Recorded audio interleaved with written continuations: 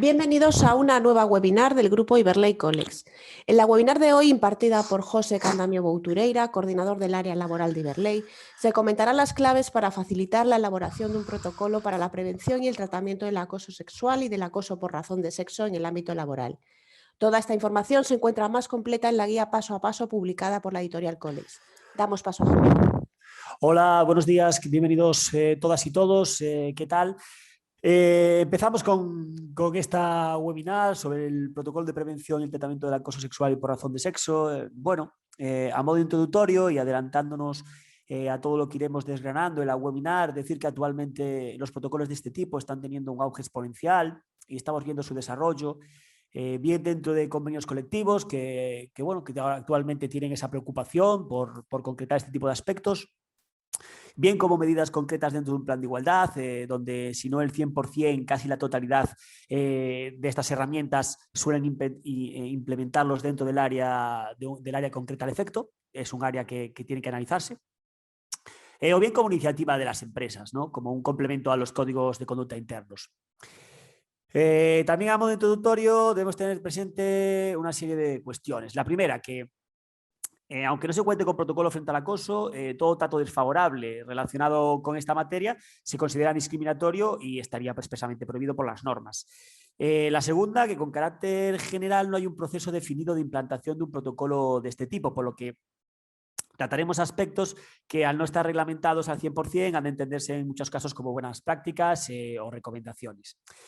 Y tercero, pues que es un instrumento fundamental, diría yo, que facilita y garantiza la implantación de una cultura empresarial libre de violencia en la organización, cuya no adopción realmente supone en última instancia una infracción del ordenamiento jurídico.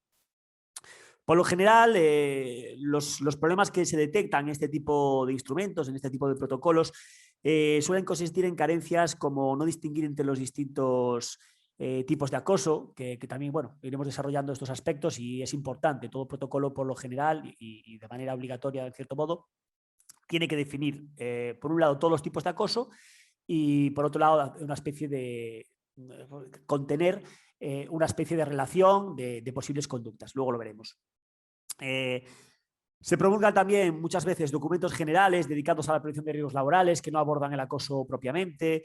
Otras veces, a pesar de regularse medidas frente al acoso laboral o el acoso sexual, no se contemplan medidas frente al acoso por razón de sexo, que también veremos lo que es y las diferencias que existen. Y también es frecuente encontrar únicamente medidas en el ámbito del régimen disciplinario, es decir, se promulga un protocolo sin otra preocupación más que decir que serán sancionadas las medidas. Bueno, pues eso no sería un protocolo y también lo analizaremos. Es decir, la importancia de todo un poco de todo lo que trataremos está de inicio suficientemente justificada y en la actualidad tiende a ser una medida necesaria para evitar posibles problemas que pueden entrar en la esfera indemnizatoria por parte de las empresas, siendo fácil que nos encontremos en algún momento la necesidad de implantar un protocolo, de seguirlo o de proponer su existencia, ¿no? En caso de que se detecten ciertas incidencias en la empresa. Sin más, a modo introductorio, poco más que decir y empezaríamos. Bueno, aquí les dejo, o ven, el índice de la webinar, un poco los puntos que vamos a tratar. Como ya digo y como ha dicho mi compañera Mercedes en la introducción, todos estos aspectos están desarrollados dentro de la documentación de la que disponen en Iberley o en Colex. Y nosotros vamos a hacer una webinar intentando ser lo más práctica y sencilla posible y vamos a ello. Bueno, vamos a empezar por ver el núcleo normativo que hemos de tener presente, ya no solo para la confección de protocolos frente al acoso, sino también a la hora de definir el concepto, conocer sus posibles repercusiones y ver cómo podemos implantar, por ejemplo, un canal de denuncias con garantías, ¿no? Sobre las 4 o 5 normas más importantes merece la pena pararse un poco más y tratar aspectos claves que pueden ser de interés, por el resto simplemente las vamos a citar. Aquí vemos la primera, la directiva 2006/54, salvo error por mi parte, creo que es la primera y la base en la que se fija el acoso y el acoso sexual como contrarios al principio de igualdad de trato entre hombres y mujeres y que constituyen discriminación por razón de sexo. En relación a la prevención de la discriminación, establece que los empresarios y los responsables de la formación profesional, de conformidad con la legislación en cada momento o de cada país, deben, en particular, establecer medidas contra el acoso sexual en el acceso al empleo, en el acceso a la formación, en el acceso a la promoción, y sobre todo tiene unas definiciones de discriminación directa e indirecta, de acoso y de acoso sexual, que es un poco las que que nuestra normativa interna ha adoptado y que son de interés tener presentes. Luego la ley de igualdad efectiva entre mujeres y hombres, que sin duda pues, ha marcado un antes y un después, ya no solo en el tema de los planes de igualdad, sino también en todo este tipo de materias. Siguiendo indicaciones europeas, pues incorporó al ordenamiento jurídico español los conceptos y las categorías básicas, jurídicas básicas relativas a la igualdad, ¿no? Como son la discriminación directa, el acoso sexual, el acoso por razón de sexo, acciones positivas, que también bueno, hay que tener en cuenta que no solo se tiene por qué promulgar este tipo de protocolos reactivos, sino que se pueden hacer acciones anteriores que puedan evitar la discriminación. Esta norma también determina las consecuencias jurídicas de las conductas discriminatorias. Muy importante, se incluye además entre los derechos laborales de los trabajadores y las trabajadoras la protección frente al acoso, es decir, realmente esta norma es de la que emana todo este tipo de documentos. Fija con criterios generales la actuación de los poderes públicos, es decir, obliga a que todas las normas, desde un punto de vista transversal, incluyan medidas para erradicar la violencia de género, la violencia familiar y, por supuesto, el acoso en todas sus vertientes.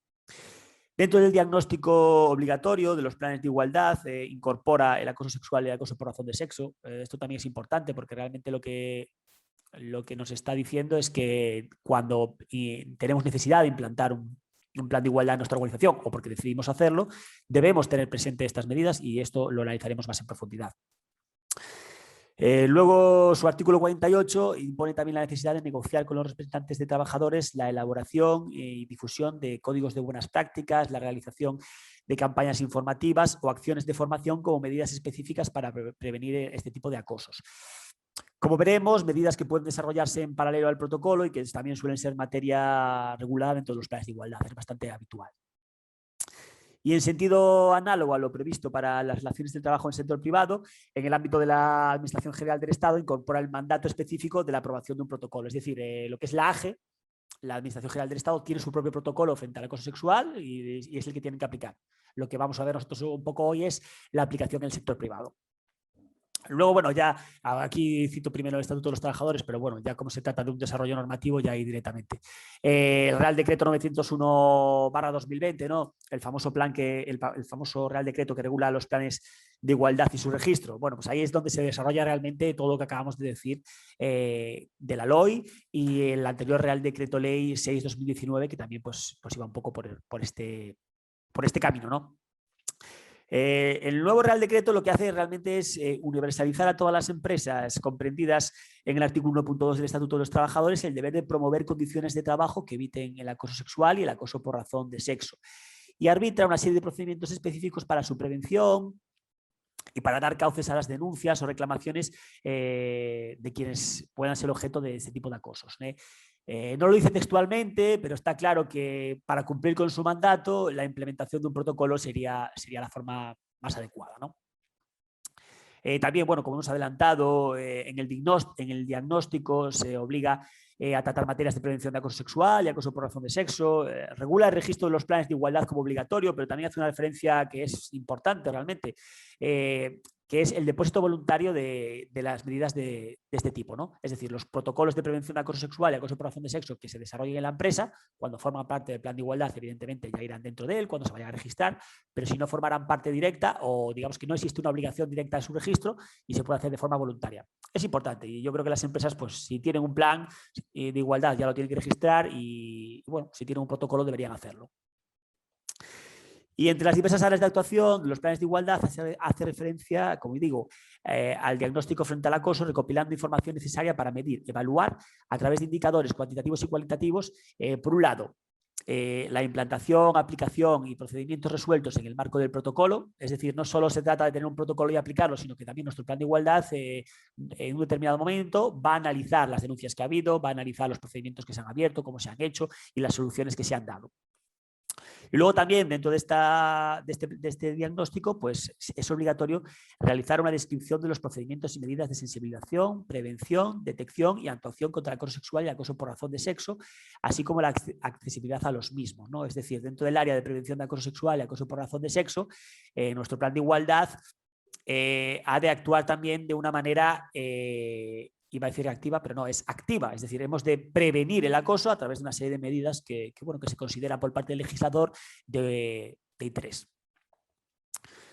Y luego, bueno, los principales aspectos de esto lo vamos a tratar en un punto de los que veremos en la webinar, como hemos visto en el índice, así que no pararse mucho más. El Estatuto de los Trabajadores, bueno, pues es una norma muy importante. A efectos de un protocolo, pues bueno, configura el derecho a la no discriminación en las relaciones laborales como un derecho transversal. Y entre los derechos básicos configurados en el artículo 4, regula también el respeto a la intimidad y a la consideración de la dignidad de la persona, y sobre todo a la protección frente al acoso, ¿no? Nuevamente, como vemos, la norma en este caso no habla textualmente de un protocolo, pero está claro que para cumplir con esas premisas que se obligan sería la herramienta fundamental. Y bueno, y también aquí es todos los trabajadores, que creo que no lo veremos exactamente, pero por eso merece la pena comentarlo, configura el acoso como motivo de despido disciplinario. Nuestro protocolo evidentemente se activará en caso de detectar un tipo de acoso de este tipo. Haremos unos procedimientos, informal, formal, esos procedimientos terminarán y ahí realmente es cuando la empresa tendría que actuar, ¿no? Bueno, pues el convenio colectivo en primera instancia, por supuesto, a través de su régimen disciplinario, y el propio Estatuto de los Trabajadores pues nos permiten tomar medidas concretas, bien el traslado del trabajador, bien el despido disciplinario, que sería pues la máxima extensión, ¿no? Y bien pues cualquier otro tipo de medida que se considere. Luego aquí vemos el Código Penal, simplemente citarlo, que se regula también el delito, ¿no? Como un delito el acoso de este tipo. Y luego la ley de infracciones y sanciones en el orden social. En esta sí que la vamos a desarrollar un poco más en profundidad, por lo que tampoco merece la pena pararse. Aquí también les cito pues, la ley de prevención de riesgos laborales. Evidentemente el acoso es un posible riesgo psicosocial que como tal se debe tener previsto. Luego, bueno, pues efectos administrativos, efectos de la ley de enjuiciamiento civil, la ley de jurisdicción social también regula algunos aspectos relacionados con este tipo, la ley general de sanidad, la directiva 2019-1937, perdón, relativa pues, a la protección que deben tener las personas que hagan una denuncia, también este interés. Y luego llegaríamos a la Ley Orgánica de Protección de Datos Personales y de Garantías de los Derechos Digitales, ¿no? Bueno, de forma muy breve. Esta norma configura, al menos hasta que se haga la transposición de la directiva que acabamos de citar, el sistema de información de denuncias internas. Bueno, es decir, en primer lugar, la norma establece como legal la creación y mantenimiento de sistemas de información a través de los que podamos poner en conocimiento de alguna empresa privada, incluso de forma anónima, es decir, que el trabajador pueda poner en conocimiento de su empresa actos o conductas que sean contrarios a la normativa general en el sector aplicable. No hace referencia al acoso, evidentemente, porque es una norma pensada más en otro tipo de denuncias, a lo mejor, pero llevando esta norma a los temas que estamos tratando, hemos de entender que la ley de protección de datos lo que protege es un canal de denuncias frente al acoso también, es decir, que protege al trabajador que denuncia frente al acoso. En segundo lugar, establece que el acceso de los datos que contiene este sistema, es decir, una vez que el trabajador presenta la denuncia, esos datos estarán limitados o deberían verlos simplemente quienes desarrollen las funciones de control interno, de cumplimiento o los encargados del tratamiento de los datos, ¿no? Pues es evidente, debemos proteger los datos, que realmente es la identidad del denunciante. Bueno, eso va en consonancia con la directiva europea y es una aplicación de la LOPD, ¿no? Matiza aquí también que es posible acceder a los datos por parte de otras personas o incluso comunicarlos a terceros cuando sea necesario para adoptar medidas disciplinarias o para tramitar los procedimientos judiciales que procedan. Pues es lógico, ¿no? Realmente podemos, a través del canal de denuncias, el trabajador pues en primera instancia será cuando presente pues, a la empresa o diga la situación en la que está viviendo, ¿no? Pues esos datos han de tratarse siguiendo la LPD. y en caso de que sea necesario trasladarlos al equipo que investigará este tema o a las autoridades en caso de ser un tema ya mucho más grave, pues la norma también lo protege. En tercer lugar, indica que deben adoptarse las medidas necesarias para proteger la identidad y garantizar la confidencialidad de los datos de las personas que facilitan la información, ¿no? Pues es evidente. Eso ya entra dentro de la protección de los datos propiamente. En cuarto lugar, establece que los datos de quien formula la comunicación y de los empleados y terceros deberán conservarse en el sistema de denuncias únicamente durante el tiempo imprescindible para decidir sobre la procedencia o para hacer la investigación. Pues es un mandato legal. Es una cosa que tenemos que tener en cuenta cuando hagamos nuestro canal de denuncias interno. Un poco desarrollaremos este tema, lo citaremos y lo trataremos más adelante. Pero bueno, decir que hay una serie de normas que la LOPD actual sirve de marco normativo mientras no haya una transposición de una directiva que está pendiente y que debemos tener en cuenta. Y luego, bueno, pues nada, citar que hay un criterio de la inspección de trabajo es decir, si un inspector de trabajo llega a nuestra empresa, pues seguirá este criterio a la hora de detectar si estamos cumpliendo con la normativa, ¿no? En este caso, si tenemos un protocolo y lo estamos aplicando, pues yo entiendo que no debería haber ningún problema. Y luego ya temas de prevención de riesgos laborales, pues una serie de notas técnicas de prevención del Instituto Nacional de Seguridad y Salud en el Trabajo, simplemente citarlas. También hacer mención a la asistencia por parte del Instituto de las Mujeres y organismos implicados en la materia de una serie de guías que pueden ser útiles y servir de referencia. Y con esto, un poco más del marco normativo. Entraríamos ya en lo que es un poco la chicha, ¿no? El centro de esta webinar, ¿no? Empezamos por decir cuál es el objetivo del protocolo. Bueno, pues el protocolo persigue prevenir y erradicar las situaciones discriminatorias por razón de género, constitutivas de acoso en su modalidad de acoso sexual y acoso por razón de sexo, pudiendo extenderse a las situaciones de acoso moral o mobbing. Se trata, al fin y al cabo, de definir unas pautas que nos permitan identificar una situación de acoso sexual o acoso por razón de sexo y de solventar una situación discriminatoria garantizando los derechos de las víctimas. Bueno, aquí cuando veramos también un poco los principios que rigen todo este tipo de documentos, veremos por un lado que se trata, por supuesto, de garantizar los derechos de la víctima, que será en primera y última instancia nuestro núcleo central, lo que debemos tener siempre presente, pero también se trata un poco de defender por un lado o de tener en cuenta los derechos también de la persona denunciada.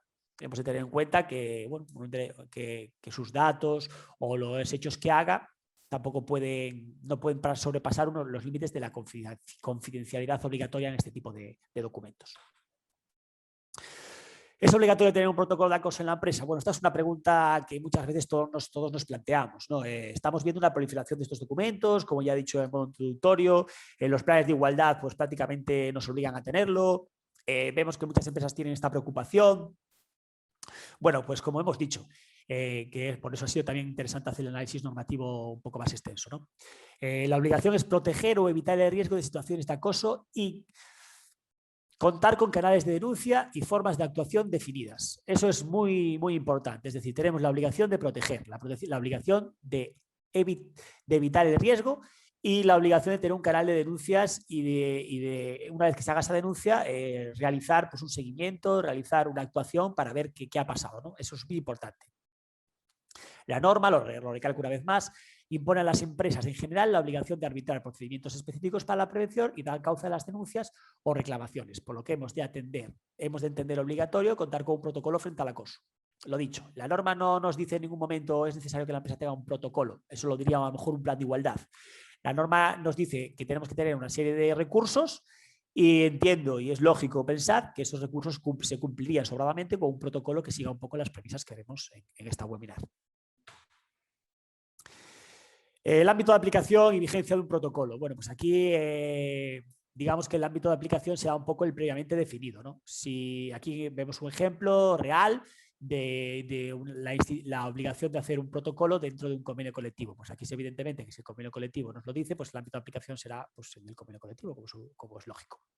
Y bueno, podemos leer un poco el ejemplo, es del convenio colectivo de mayoristas e importadores de productos químicos. Como ves, es un convenio que tampoco tendría de inicio por qué plantearse este tipo de cuestiones, pero así lo hace.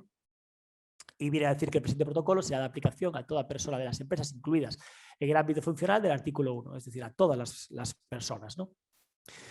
En relación a la vigencia del protocolo, pues ha de atenderse también a lo fijado en negociación colectiva. Bueno, aquí nosotros siempre tenemos que tener presente que todo este tipo de herramientas, vamos a llamarles, incluso en el propio plan de igualdad, se trata de algo cíclico. Es decir, se trata de un proceso que podríamos, si hiciéramos aquí un gráfico, sería un proceso circular, un proceso de mejora continua. Entonces, bueno, pues el protocolo evidentemente puede tener una vigencia o incluso puede ser a modo indefinido, pero si nosotros a través de un seguimiento, a través de las denuncias que se nos presentan o denuncias que se nos escapan, de las que luego somos conscientes, hemos de tener en cuenta que es un documento que debe estar vivo, yo creo, ¿no? Que si detectamos incidencias, si vemos que no está cumpliendo con su obligación o que no tiene una digamos, implantación en la empresa, deberíamos planteárnoslo y retomar su negociación. Pero en principio el protocolo suele tener una vigencia indefinida o suele tener una vigencia que se aplica al plan de igualdad o suele tener una vigencia que se aplica al convenio colectivo sobre el que se regula, ¿no? Aquí también vemos otro ejemplo, en este caso en un convenio colectivo estatal de industrias cárnicas, donde también pues, aborda este ámbito de aplicación y vigencia del convenio colectivo, ¿no? Vale, aclaración del concepto, definiciones y listado no exhaustivo de conductas de acoso. Bien, todos, prácticamente todos, mejor dicho, la totalidad, esto he insistido un poco en esto, la verdad, me ha quedado un poco repetitivo. Todos los protocolos de este tipo van a tener siempre una definición de las conductas.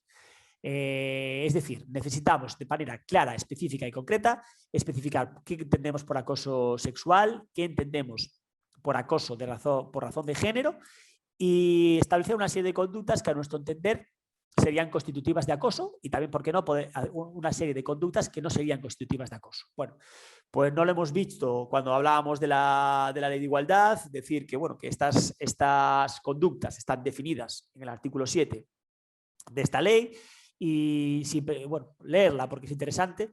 Sin prejuicio de lo establecido en el Código Penal, a los efectos de esta ley constituye acoso sexual cualquier comportamiento verbal o físico de naturaleza sexual que tenga el propósito o produzca el efecto de atentar contra la dignidad de una persona, en particular cuando se crea un entorno intimidatorio, degradante u ofensivo. Como vemos, la definición es bastante amplia. Luego, constituye acoso por razón de sexo cualquier comportamiento realizado en función del sexo de una persona con el propósito o el efecto de atentar contra su dignidad y crear un entorno intimidatorio, degradante u ofensivo. Pues también es una definición bastante amplia, pero que un poco nos centra. De ahí la necesidad de luego poner este tipo de especificar en nuestro documento, en nuestro protocolo, este tipo de lo que entenderemos a efectos de organización y a efectos de aplicar el protocolo por este tipo de conductas, ¿no? Bueno, aquí la norma continúa diciendo que se consideran casos discriminatorios, que se considerará en todo caso discriminatorio el acoso sexual y el acoso por razón de sexo, y el condicionamiento de un derecho a una expectativa de derecho o aceptación de una situación constitutiva de acoso sexual. Bueno, son aclaraciones que hace la propia norma. Lo que tenemos que tener claro es que todo protocolo ha de definir cada concepto, contemplándolo con su apartado de ejemplos, ¿no? Y aquí, bueno, les dejo una pequeña recomendación que bajo mi punto de vista es importante. Apartarse de las definiciones que hemos dado, es decir, que contiene el artículo 7.1 de la LOI, supone añadir condiciones más restrictivas a la condición de acoso. Esto es importante que lo tengan en cuenta. Nosotros hacemos un protocolo, ponemos una serie de definiciones, si que a lo mejor queremos ser más exhaustivos o limitamos o añadimos más requisitos para esa consideración por experiencias que ha tenido la propia empresa, ¿no? En la que se han dado una serie de casos y los queremos añadir como requisitos legales para considerar acoso a efectos de protocolo, pues podría ser peligroso. Entonces, bueno, mejor yo pondría directamente la definición de acoso que establece la norma y dentro de esos ejemplos sí que lo extendería un poco más. Aquí también les he puesto algunos ejemplos reales de protocolos de acoso que están publicados. La definición más o menos coincide con la que le hemos leído antiguamente. Añade algún aspecto más que vemos por aquí. Y luego, bueno, pues aquí también se hace una referencia que sí que se repite a lo largo de los protocolos que podemos ver, a los que podemos tener acceso a través de Internet o dentro de nuestra base de datos de Iberley, que hacen mención a los diferentes tipos de acoso sexual, ¿no? Bueno, pues por un lado hay el chantaje sexual, de intercambio o acoso quid pro quo. Se trata leemos un poco la definición, merece la pena pararnos un poco y tratar este tema. Se trata propiamente de un chantaje sexual, es decir, esto a cambio de favores sexuales, lo que sea a cambio de un favor sexual, ¿no? Se obliga al trabajador a someterse a determinados requerimientos sexuales y en caso de negarse será perjudicado laboralmente. Se utiliza explícita o implícitamente para tomar una decisión que afectará al futuro profesional del trabajador y son sujetos activos de este tipo de actos quienes tienen poder para decidir sobre la relación laboral de la víctima. Esto es importante sobre todo tener en cuenta que uno de los principios generales que ahora veremos de todo este tipo de normas es la restitución de los derechos de la víctima. Entonces, si producto de este tipo de chantaje, vamos a suponer, la víctima se niega a ello y no ha tenido un ascenso o ha perdido su empleo o la repercusión que haya tenido, pues una de las obligaciones que debemos tener presente o una de las necesidades que nuestro protocolo debe contemplar es la de restitución de la víctima, ¿no? Si no ha tenido ese acceso, se detecta un caso porque la víctima lo denuncia, se hace una investigación, se ve que ese caso y que no tiene una justificación lógica, se ve que realmente ha existido ese tipo de acosos, hay unas pruebas que lo demuestran, pues automáticamente actuaríamos disciplinariamente o como consideramos oportuno con la persona que ha hecho el acoso y a la otra persona deberíamos plantearnos su restitución, ¿no? Luego el acoso ambiental, que es otra forma de acoso sexual. Son todas aquellas conductas que crean un ambiente de trabajo hostil, humillante o amenazador para el acosado. Pueden ser sujetos activos tanto los superiores como los compañeros de trabajo, ¿no? Y aquí, bueno, hay una definición que es interesante, que es del Tribunal Constitucional, que la podemos leer, para que exista un acoso sexual ambiental constitucionalmente recusable, ha de externalizarse, en primer lugar, una conducta de tal talante por medio de un comportamiento físico-verbal manifestado en actos, gestos o palabras, comportamientos que además se perciba como indeseado e indeseable por su víctima o destinataria y que finalmente sea grave, capaz de crear un clima radicalmente odioso e ingrato, gravedad que se erige en elemento importante del concepto. Bueno, pues ahí vemos, ¿no? El propio Tribunal Constitucional ha definido aspectos importantes, esto es más a nivel teórico, luego a la hora de la verdad, nosotros, bueno, en las empresas, las organizaciones, evidentemente puede haber dudas de lo que es acoso, hay muchos tipos de acoso, puede haber incluso, hay protocolos que hacen referencia incluso al acoso por redes sociales, ¿no? Posiblemente por experiencia en las organizaciones, en un determinado momento, pues un compañero, un superior, hace acoso de este tipo por redes sociales a una persona que depende directamente de él jerárquicamente o a otro compañero. Bueno, pues ahí ya es más complicado porque sale un poco fuera de la esfera del ámbito laboral y sí que es cierto que los protocolos ahora mismo están teniendo un poco, por un lado, se están impulsando ya a lo mejor dentro de lo que serían otro tipo de protocolos que también son recomendables en la empresa, una utilización de redes sociales, es decir, una estandarización por parte de las empresas de la utilización de redes sociales y por otro lado que eso puede tener una repercusión o la prohibición de hacer todo este tipo de conductas vía redes sociales. Bueno, una última aclaración, ya para terminar con lo que serían los conceptos, que es con independencia de la calificación del acto, es decir, si trata de algo leve, moderado, grave, muy grave, hemos de utilizar todas las herramientas que estén en nuestras manos para prevenir. Muchas veces nos podemos encontrar con denuncias que a lo mejor no tienen una gravedad suficiente o que a nosotros nos parecen, a la persona encargada de tramitarlas, le puede parecer algo banal o un comportamiento que no tiene mayor relevancia, pero bueno, en este caso nuestro protocolo y nosotros hemos de tener siempre presente que todo acto, por leve que sea, puede ir a más y que la norma nos obliga a prevenir y a actuar a modo preventivo de inicio ya. Bien, ahora sería una definición de acoso por razón de sexo. El acoso sexual y el acoso por razón de sexo ya no solo a modo dialéctico se parece mucho, también ha de tenerse en cuenta este tipo de acoso en el propio protocolo y bueno, pues aquí una definición que se aparta un poco de la que hemos visto en la ley orgánica, en la ley de igualdad y que es también de un protocolo real. Todo comportamiento realizado en función del sexo de una persona con el propósito o el efecto de atender contra su dignidad y crear un entorno intimidatorio, degradante u ofensivo, así como cualquier otro trato adverso o efecto negativo que se produzca en una persona como consecuencia de la prestación por parte de una queja, reclamación, denuncia, demanda o recurso, destinados a impedir su discriminación y a exigir el cumplimiento efectivo del principio de igualdad entre hombres y mujeres. Bueno, pues aquí entraría también un poco situaciones, yo creo, ¿no?, que a todos nos vienen a la mente, que es pues la solicitud por parte de una mujer, de una excedencia o de cualquier tipo de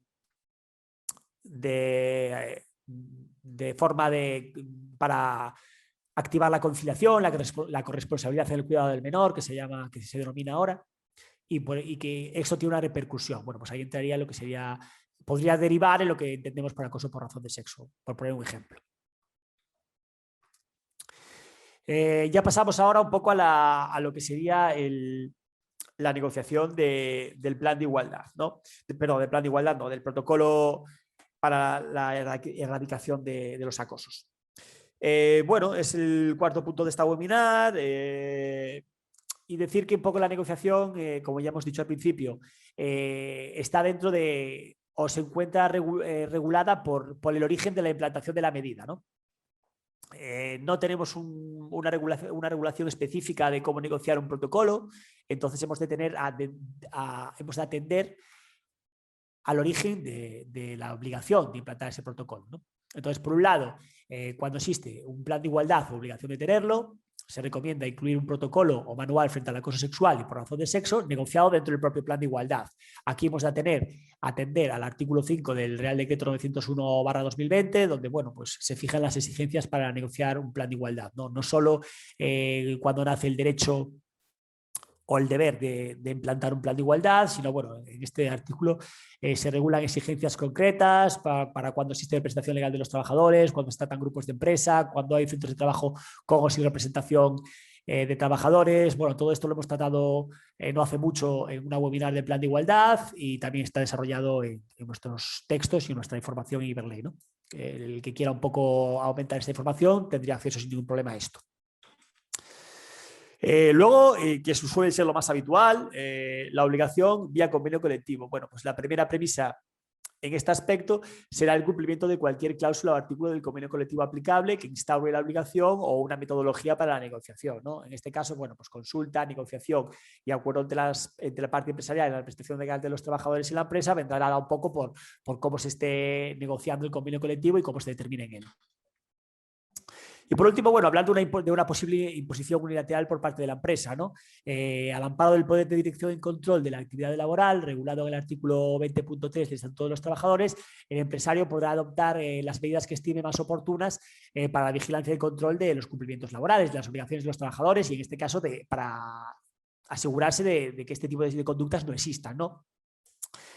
Bueno, la empresa podría impulsar un código de conductas o hacer una especie de manifiesto mostrando su postura frente a este tipo de comportamientos o la aplicación del régimen disciplinario al efecto, ¿no? Pero el protocolo en sí, siguiendo el artículo 48.1 de la LOI, de la Ley de Igualdad, debería negociarse con la representación de los trabajadores. Luego ya, bueno, en el siguiente punto abordamos la infraestructura frente al acoso en la empresa, ¿no? Bueno, pues aquí ponemos que se garantizarán y respetarán los derechos de las personas implicadas en el procedimiento, para lo que será necesario definir órganos y personas encargadas de aplicar el protocolo o coordinar las distintas fases de este. Es evidente que nosotros tenemos un canal de denuncias, tenemos un protocolo, pero en ese protocolo o una vez que se activa el canal de denuncias al efecto, ha de haber una persona encargada que reciba eso, que aplique pues, la protección de datos de las personas que presentan las denuncias y que un poco inicie el procedimiento, ¿no? Bueno, por lo general, a través de los protocolos se habla de una comisión instructora, es decir, hay previamente determinados una serie de aspectos y que en caso de que exista una denuncia o que se haga una queja a un superior, que también podría ser otro cauce para que la empresa conozca este tipo de comportamientos, se pone en contacto de la persona responsable y esta pues traslada la incidencia montándose, digamos, una comisión instructora, ¿no? Que puede estar formada por un representante de la empresa, por los encargados de prevención de riesgos laborales o por quien la empresa determine. Bueno, evidentemente aquí aplica la lógica, ¿no? Si una persona implicada en la denuncia forma parte de esta comisión, pues no podría estar en ella, es evidente, ¿no? También se muchas veces, bien vía plan de igualdad, bien los protocolos determinan que este tipo de incidencias se desarrollen mediante investigación por la Comisión de Igualdad. Bueno, pues aquí decir eso, que es necesario definir una infraestructura que en algunos casos puede ser una persona encargada de tramitar la denuncia e iniciar el proceso, por ejemplo. Y bueno, aquí hablamos un poco de los principios rectores de todo protocolo. Es decir, nosotros ya tenemos nuestro protocolo más o menos definido, veremos después cómo hacer una especie de procedimientos, pero antes de empezar con todo eso debemos tener siempre presente y también deben quedar expresamente regulado el protocolo, es decir, los protocolos que actualmente están viendo la luz, todos regulan una especie de principios rectores, ¿no? En un apartado que se puede denominar pues, así, principios rectores o principios de obligado cumplimiento o similar. Dentro de un documento ocupa, la verdad, bastante extensión. Por un lado estaría también reflejado aspectos normativos que ya hemos visto. Por otro lado estaría reflejado en nuestro protocolo la definición de acoso sexual, de acoso por razón de sexo y una serie de conductas concretas que la empresa considera necesario que queden reflejadas. Y luego estaría pues un poco los principios, ¿no? Bueno, aquí vemos información, divulgación y accesibilidad de los procedimientos y medidas. Pues es evidente que si nosotros hacemos un protocolo necesitamos que la plantilla lo conozca. Y luego aquí merece la pena un poco tratar brevemente todos estos tipos de principios rectores, pero como ya digo, van a estar reflejados en nuestro protocolo y debemos tenerlos siempre presente. Confidencialidad y respeto a la intimidad y dignidad de las personas afectadas. Bueno, pues las personas que intervengan en el procedimiento tienen la obligación de guardar una estricta confidencialidad y reserva y no deben transmitir ni divulgar información sobre el contenido de las denuncias presentadas o del proceso de investigación, ¿no? Es lógico. Nosotros en nuestra guía paso a paso reflejamos una serie de documentos en los que la persona instructora, estos miembros de la comisión que hemos visto antes, por ejemplo, firman un documento donde se dice que deben guardar sigilo, que deben guardar confidencialidad. Eso es lógico y bueno, entra dentro de cualquier tipo de proceso similar.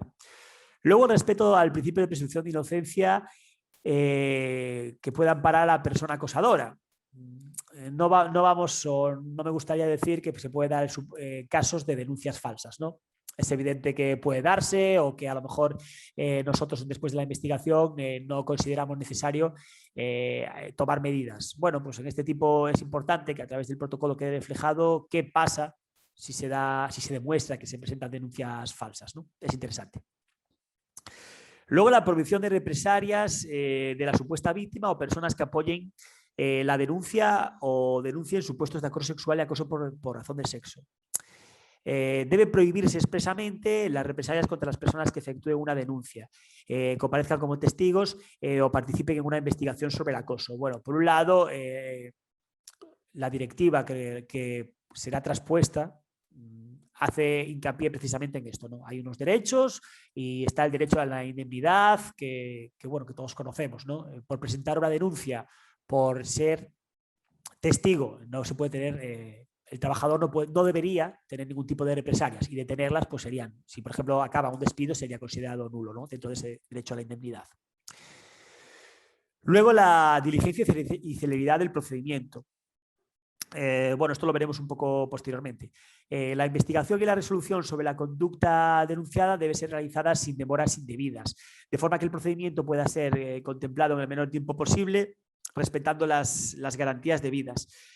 Por lo general, los protocolos fijan plazos razonables para que se realice la denuncia, para que se realice la investigación, para extraer conclusiones, para generar informes y para actuar.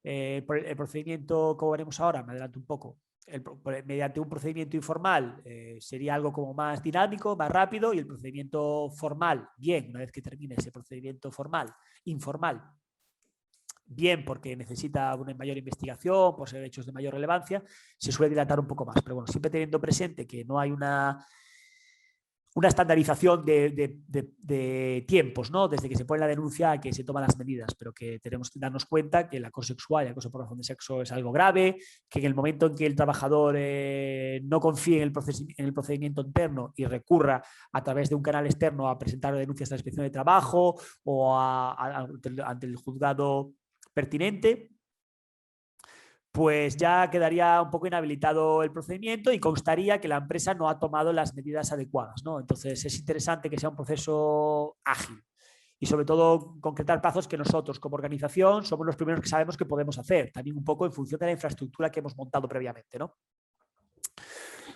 Luego, la garantía de los derechos laborales y la protección social de las víctimas. Pues de esto ya hemos hablado, ¿no? Es necesario proceder con la discreción necesaria para proteger la identidad y la dignidad de las personas afectadas.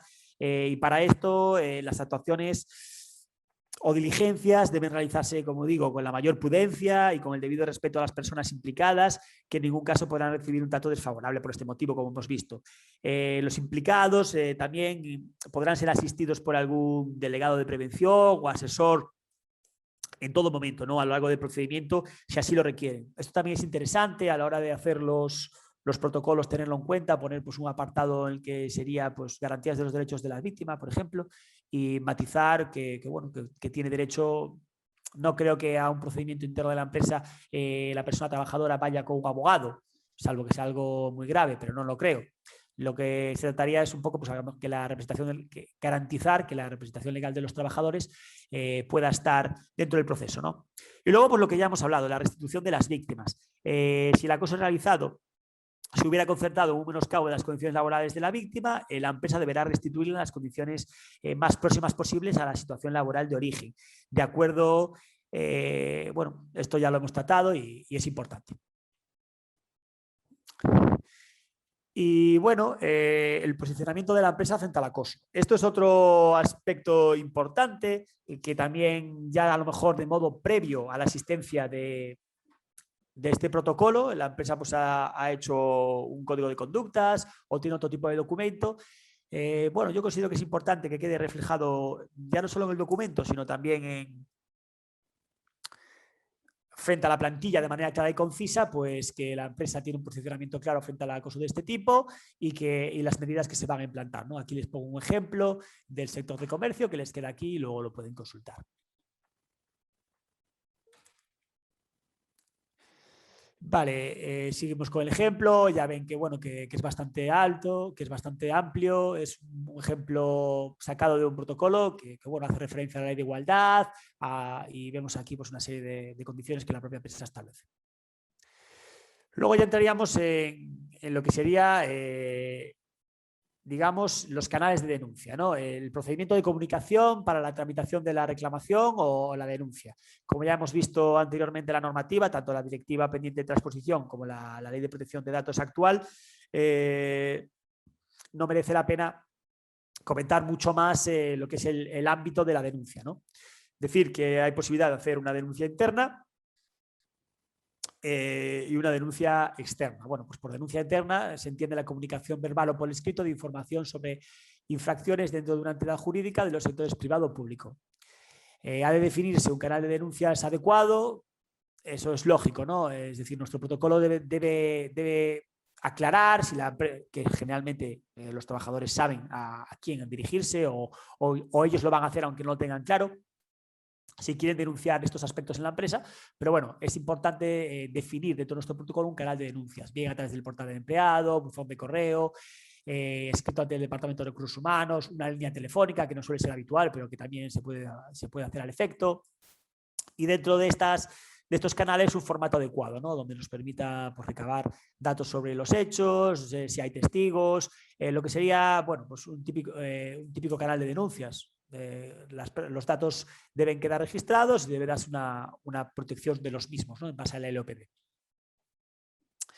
El procedimiento se inicia a partir de la presentación de un escrito de denuncia aportado por la persona presuntamente acosada, ¿no? Bueno, pues eso es lógico. Y todo lo que hemos dicho, podrá presentarse denuncia a través de los representantes legales de la empresa, es recomendable permitir las denuncias anónimas o verbales.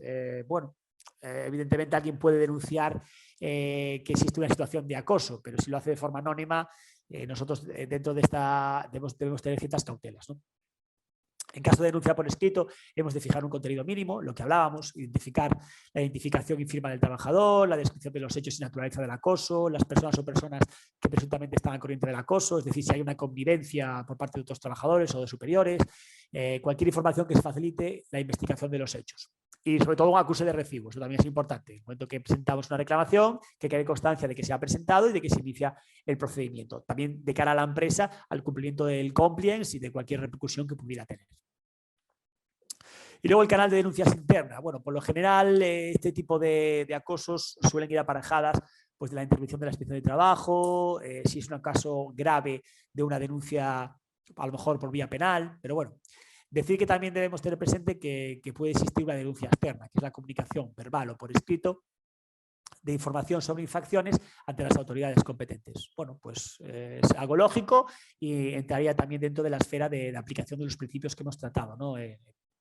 Si el trabajador, por lo que sea, no activa el procedimiento interno, va directamente al juzgado a presentar una denuncia y nosotros tenemos conocimiento de ello, es también una base para que nosotros, como organización, y empecemos nuestro procedimiento interno y hay que tener presente que le protege los mismos derechos que si hubiese utilizado el canal interno. ¿Es posible externalizar un canal de denuncias? Bueno, estamos viendo que las empresas están más cómodas o teniendo un canal de denuncias y que eso se gestione de forma externa. Bueno, la externalización de canal de denuncias supone lo que estamos diciendo, no, autorizar a terceros a recibir denuncias de infracciones en nombre de entidades jurídicas de los sectores privado y público. Será posible siempre que se ofrezcan garantías adecuadas de respeto de la independencia, la confidencialidad y la protección de datos y secretos. Dichos terceros pueden ser proveedores de plataformas de denuncias externas, asesores de la empresa, auditores, representantes sindicales. Bueno, es un tema que por ahora las empresas yo creo que no aplican, pero que sí que la ley lo permite y que bueno, que sí que se está viendo que a lo mejor tiene cierto auge, ¿no? Que a la empresa le interesa externalizar eso y que en un determinado momento le llegue el informe y tomar las decisiones. Puede ser interesante y debería quedar reflejado en nuestro protocolo de ser así. Bueno, aquí entraríamos ya en lo que es la parte central de un protocolo, ¿no? Que sería la instrucción del expediente y los resultados de este. Como ya hemos dicho, la tendencia actual de todo protocolo es la de contar con dos tipos de procedimientos, uno informal y uno formal. También, cierto es, aquí no ha quedado reflejado, pero cierto es que también en muchos casos estamos viendo, es una nueva tendencia que se está viendo en este tipo de documentos, a instaurar un procedimiento de mediación. Bueno, en este caso, pues ambas partes se someten, pues deciden la intervención de una tercera persona, que sería el mediador, sujetas pues, a un acuerdo que se firme y que una vez que este toma la decisión, se aplicaría pues, el protocolo en la mayor o menor medida, ¿no? Es una tendencia que estamos viendo, pero que, bueno, a día de hoy la mayoría de los protocolos se centran en esto, un procedimiento informal por un lado y un procedimiento formal por el otro. Como cada protocolo instaura sus plazos, instaura sus organismos, instaura sus formas de actuar en base a la infraestructura que montan y a los recursos de cada empresa, simplemente unas premisas generales, ¿no? El procedimiento informal es aplicable cuando se detecta una conducta sexista sin consideración propia a lo mejor de acoso sexual o por razón de sexo con el fin de solucionar el problema de forma extraoficial y correctiva. Podrá formularse de forma verbal o escrita por parte de la víctima o la persona que conozca la situación. Se transmitirá la queja y la actuación a seguir, incluido un procedimiento de investigación según se defina sujeto a un plazo máximo. Lo que estamos diciendo. Y el resultado del informe o conclusiones obtenidas se transmitirá a la dirección dando por tramitado el procedimiento o comenzando el procedimiento formal, ¿no? Bueno, es decir, la empresa yo creo que debe contar con un tipo de procedimiento más simple, de si presenta una denuncia hacemos una primera valoración, si no son casos graves o son incidencias que se detectan o ante denuncias a lo mejor anónimas.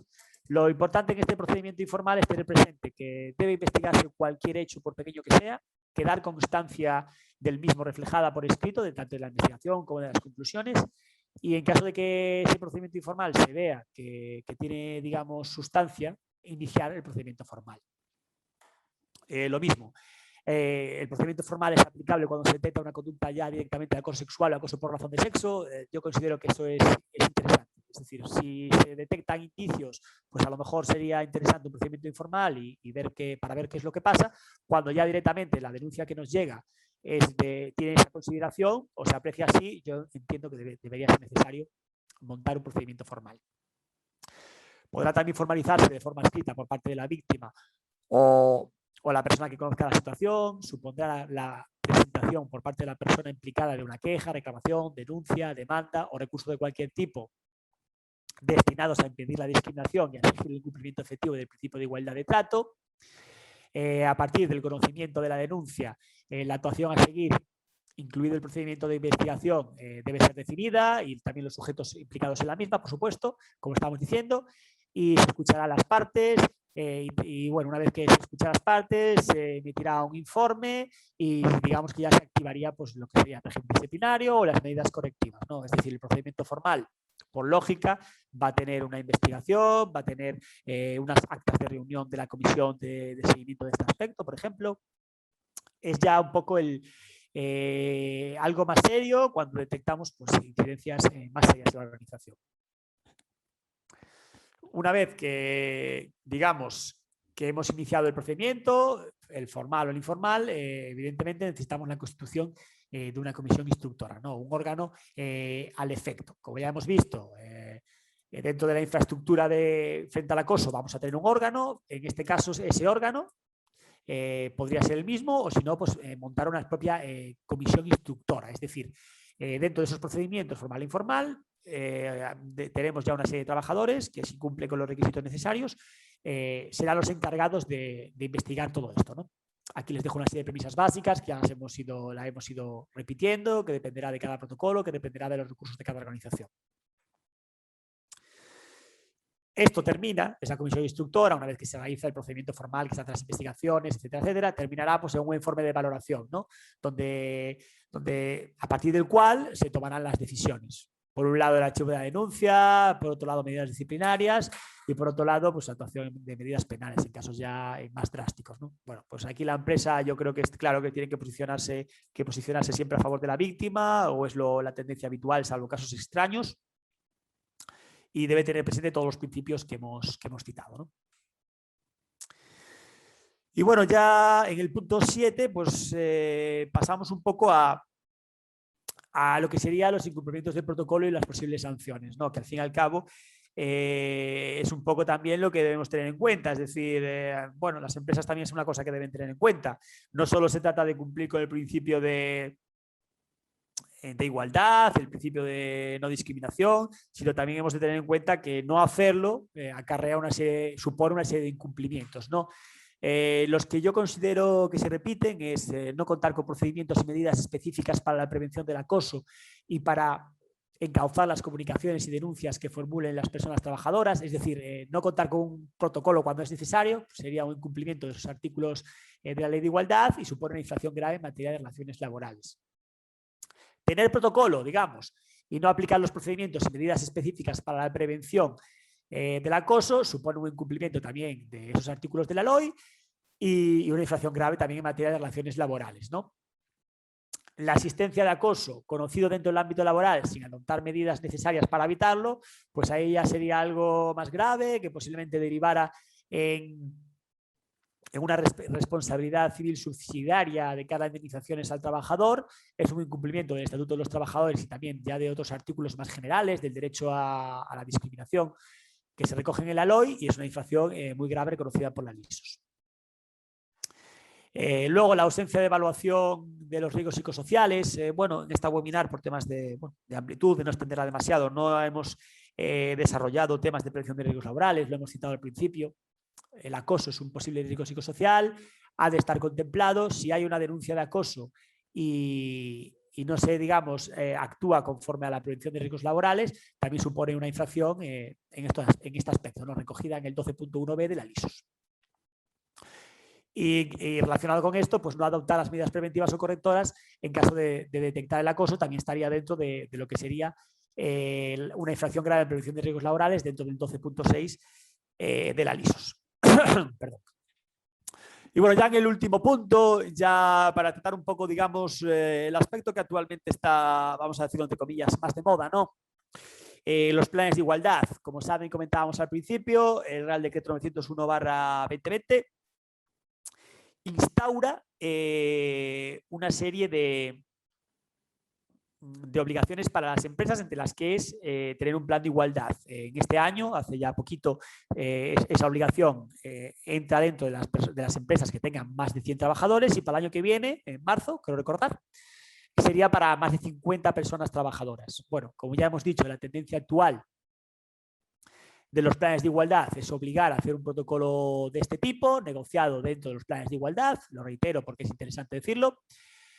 Y bueno, por un lado, el artículo 46 de la LOI trata este tema. Luego, por otro lado, el anexo del Real Decreto 901 da premisas concretas.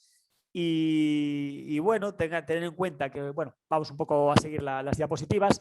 En el artículo 42.6 se habla del análisis obligatorio de este aspecto, que ha de incluirse en un área propia, la prevención de acoso sexual y acoso por razón de sexo, ¿no? Lo que un poco decíamos a modo introductorio cuando tratábamos la legislación. Es una, digamos, área de diagnóstico obligatoria. El diagnóstico ha de comprobar si existen mecanismos de prevención, detección y actuación frente al acoso sexual y acoso por razón de sexo, y si son conocidos por la plantilla y accesibles para esta. En los casos en que la empresa disponga de dicho protocolo, dentro de nuestro plan de igualdad, dentro de esa radiografía de la situación con perspectiva de género, que es el diagnóstico, hemos de ver si la empresa se han dado situaciones de acoso, cómo se ha actuado y cómo se ha resuelto en el marco del protocolo de la prevención de acoso sexual y acoso por razón de sexo. En este caso, la Comisión de Igualdad será la encargada de valorar cómo se ha actuado y de ver todo este tipo de actuaciones. Nuevamente, es un proceso cíclico. Si detectamos incidencias, la evaluación, en este caso nuestro plan de igualdad, será la base para que en el futuro plan de igualdad se amplíe o se mejore nuestro protocolo. Luego, atendiendo al contenido que hablábamos del anexo del Real Decreto 901, ¿no? Lo más novedoso en este tema. Los procedimientos de actuación contemplarán, en todo caso, pues la declaración de principios, lo que hemos visto. Es decir, esto lo que nos está configurando aquí el anexo es un poco digamos, hoja de ruta a seguir de nuestro protocolo, y son un poco los aspectos que hemos ido viendo, ¿no? Según el Real Decreto 901, el protocolo debe tener la declaración de principios, definición de acoso sexual y por razón de sexo, e identificación de conductas que pueden ser constitutivas de acoso. Ya lo hemos tratado. Procedimiento de actuación frente al acoso para dar cauce a las quejas o denuncias que puedan producirse y medidas cautelares y o correctivas aplicables. Bueno, sobre las medidas cautelares no hemos hecho referencia. Matizar, que es evidente que se presenta una denuncia, que una vez que la denuncia se presenta, hay un proceso de investigación, es evidente que se puede dilatar en el tiempo. Entonces, si tiene o vemos que tiene suficiente gravedad, podemos instaurar una serie de medidas cautelares que han de quedar reflejadas en nuestro protocolo, como podría ser el traslado del trabajador a otro puesto, una suspensión de empleo y sueldo, etcétera, etcétera, ¿no? Luego, la identificación de las medidas reactivas frente al acoso y, en su caso, el régimen disciplinario. Pues lo dicho, ¿no? Es la base fundamental del protocolo. Y luego la implementación y aplicación y procedimientos resueltos en el marco del protocolo de lucha contra el acoso sexual y por razón de sexo. Es decir, nuevamente la Ley de Igualdad nos dice que debemos no solo tener en cuenta, o sea, aplicar nuestro protocolo, sino analizar qué se ha hecho, cómo se ha hecho, por qué se ha hecho y cómo podemos evitar que vuelva a suceder. Y luego el artículo 48 de la LOI, ya para terminar, y un poco, digamos que sería el entorno que rodea al protocolo, nos dice o configura que existen otras medidas que deberán negociarse con la representación de los trabajadores, tales como la elaboración y difusión de códigos de buenas prácticas, la realización de campañas informativas o acciones de formación. Esto también suelen ser medidas que se impulsan dentro de los planes de igualdad, evidentemente. Conocer que digamos que tendría amparo legal aquí la realización de un código interno de conducta y de buenas prácticas, la realización de campañas informativas y la realización de acciones formativas, ¿no? Bien a través de cursos, bien a través de correos electrónicos, bien a través de cualquier tipo de canal que pueda utilizar la empresa, informar y formar a los trabajadores. Debe ser algo constante y es una cosa que realmente hace que se demuestre en cualquier proceso, en cualquier procedimiento donde pueda imputarse una responsabilidad por algún caso a la empresa, que la empresa ha tomado medidas, ¿no? Y luego también aquí añado, es otra tendencia actual de los protocolos de este tipo, que son a poner medidas, a mejorar las medidas legales de protección integral contra la víctima de violencia de género. Es decir, ya para finalizar, en este caso especial, digamos que las víctimas de violencia de género, ya no solo dentro de la propia organización que puedan existir, sino bueno, pues por casos externos, cuando somos conscientes de que hay una trabajadora que está sufriendo este tipo de violencia, la empresa pues, puede facilitar, mejorar, digamos, las provisiones legales, que ya son suspensión de empleo y suspensión de contrato, reducción de jornada, prestaciones asociadas. Bueno, pues la empresa puede poner su granito de arena y mejorar ese tipo de prestaciones. Y con esto termino. Creo que hemos hecho un amplio repaso a todas las medidas y a todo el entorno de un protocolo. Agradecer su presencia y despedirme hasta la próxima. Agradecemos tu participación, José. Deseamos a todos que este webinar les haya sido de utilidad. Muchas gracias a todos por su asistencia.